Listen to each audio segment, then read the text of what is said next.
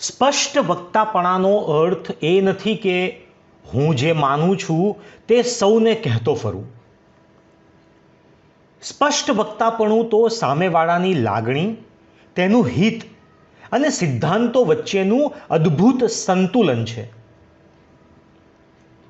એક સંસ્થાના સૂત્રધાર ત્યારે જ ખરા અર્થમાં સ્પષ્ટ વક્તા બની શકે જ્યારે તે આ ત્રિકોણીય સંતુલનને સારી રીતે સાચવી જાણે. શાસ્ત્રીજી મહારાજમાં બાળવયથી જ આ ગુણ સહજ હતો. બાળપણમાં તેમની અપ્રતિમ પ્રતિભાથી આકર્ષાઈને વડતાલના મદદનીશ કોઠારી બેચર ભગતે તેમને કોઠારમાં રાખવાનો પ્રસ્તાવ મૂક્યો. પણ તેમણે તો તરત જ સ્પષ્ટપણે જણાવ્યું કે મારે તો સાધુ થવું છે. કોઠારીને આ જવાબથી સંતોષ ન થયો, એટલે જ્ઞાન ઠાલવતા કહે, અંતરથી સાધુ થાને.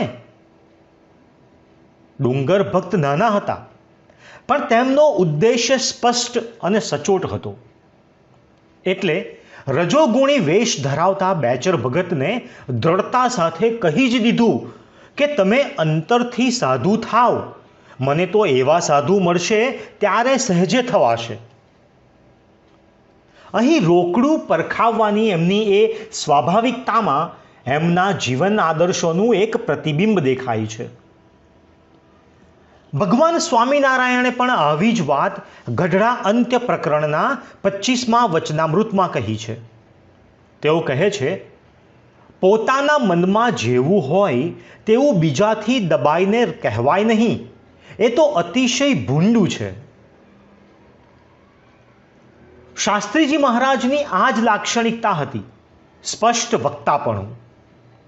સંસ્થાના હિત માટે, સંસ્થાના સિદ્ધાંત માટે, સંસ્થાના સભ્યોના હિત માટે, સંસ્થાના આદર્શોના જતન માટે.